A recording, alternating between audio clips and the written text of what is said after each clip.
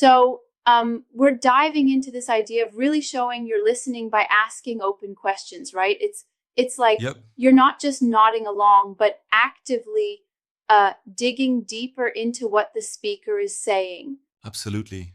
It's about moving beyond those simple yes or no answers. Open questions really let the conversation take its natural course. Yeah, exactly. Right. And one of the key points is understanding the difference between closed and open questions. See, closed questions are like those that can be answered with a quick yes or no, whereas open questions give space for a fuller Hmm. response. Exactly. Like asking, "Did you like the movie?" is a closed question. But what did you like about the movie? Invites a much richer answer. Yes, yes, and it's like um, a tool to really expand the conversation. It basically signals, "Hey, I hear you and I want to know more." Absolutely. Right now, it's all about using those open questions to deepen understanding. So, for instance, if someone just mentioned they had a challenging day at work, you might ask, "What was the most challenging part for you today?" Instead of just a quick confirmation. Exactly. And the building blocks here are following the thread of the discussion, ensuring your responses are not just perfunctory, but really connected to what was said. Like if they mention stress, you might ask, how do you usually I cope get with it. that stress? But here's a nuance, right? Sometimes mixing a closed question with an open question can be super effective, such as, "Did you think about trying a new method? And how did you decide on that method?" It gives you both a confirmation and room to explore further. Uh-huh. It's like you're confirming a detail and then practically inviting them to tell the whole story. And that's a technique that really encourages a natural dialogue. I completely agree. Although, I wonder, don't you think there could be instances when a closed question might actually slow down the Yeah, in flow? some cases, but really it's all about balance, right? And that balance is pivotal. If you rely too much on closed questions, you might actually restrict the conversation rather than letting it open up. Hmm. Exactly. Open questions are like the grease that keeps the conversation engine running smoothly. But I'm curious, are there any real life scenarios where you've seen this play out effectively? Oh, for sure. Like in teaching or even in one on one coaching sessions, when teachers ask, what do you think about this idea? Or how do you see this solution working? It immediately encourages students to think deeper rather than just give Yeah, a that makes binary a lot of answer. sense. And the teaching angle is pretty interesting. I mean, instructors can almost assess the quality of understanding by seeing how well a student can respond to open questions compared to closed ones.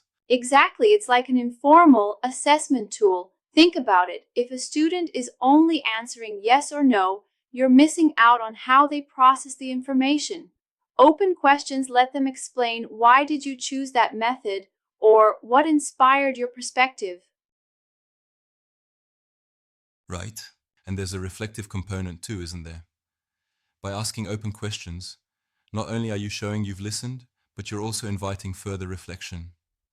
That could lead to new insights and even creative solutions.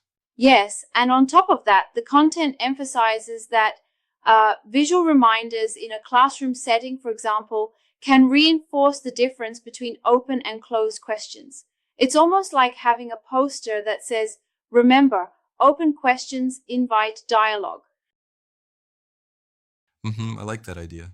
It does sound very practical. And what's more, there's the idea of, practicing these questions through role play or interviews, kind of like, let's try this out in a real scenario. That way, students or participants can actually feel the impact. Yeah, it's all about practice. Teachers might set up an assignment asking for three open and three closed questions on a given topic. Exactly. Now, I'm a bit curious here. What do you think is the biggest challenge when trying to use open questions effectively? Well, one challenge I see is that sometimes, even with open questions, people might still give short factual answers that don't really open things up fully.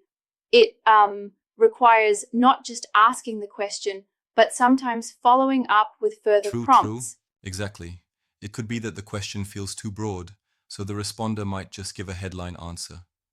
It's almost like if you ask, "What did you feel about that event?" They might just say, "It was interesting." Then you might need to push further with, "Can you tell me why you found it interesting?" Yes, and that's where the notion of combination comes in, mixing both closed and open elements in one question to get clarity and depth. Mm-hmm, absolutely. So, to wrap up our discussion, it seems the essence is when you're trying to show you're really listening, you're not just passively hearing, but you're actively asking those how, what, and why questions to keep the conversation rich and engaging. Yeah, precisely. And by understanding which questions are closed and which are open, you not only encourage dialogue, but also help the speaker expand on their ideas, fostering deeper Right connection on. and learning. And teachers or facilitators can support this by using visual aids and interactive exercises to reinforce the concept. It's like building a toolkit for active listening. Exactly. It's such a powerful method. Plus, it's useful for personal conversations as well as professional settings. You apply it anywhere. I totally agree. I like how this approach not only improves the flow of conversation, but also deepens mutual understanding. Though, if I may, I wonder, might there be a risk of overcomplicating casual chats by trying to implement this too rigorously? That's a fair point. In everyday chats, you don't want to seem like you're running an interrogation.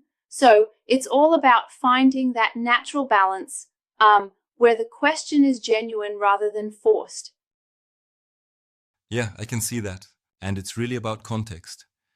In a professional or classroom setting, deliberate use of these questions can be incredibly effective, whereas in casual conversation, it might just feel a bit um, too structured if overdone. Right, exactly. It's flexible. The goal is to ensure the speaker feels heard and encouraged to elaborate, and when that's achieved, the conversation becomes far more enriching. Absolutely. Well, this has been a really engaging breakdown of how open questions can enhance understanding. Thanks for unpacking all these layers. My pleasure. Remember, the art of listening is an active process, and open questions are one of its best tools for deepening that connection. Right, right. This was a great deep dive. It's gone from simply hearing to really incorporating strategies to build dialogue. Thanks for the insights. Anytime. And as we wrap up, just think next time you're in a conversation, try throwing in an open question to see where it leads. It might just open up a whole new perspective. Definitely. All right, folks, that's our take on using open questions as a way to really listen. Keep those conversations flowing and open.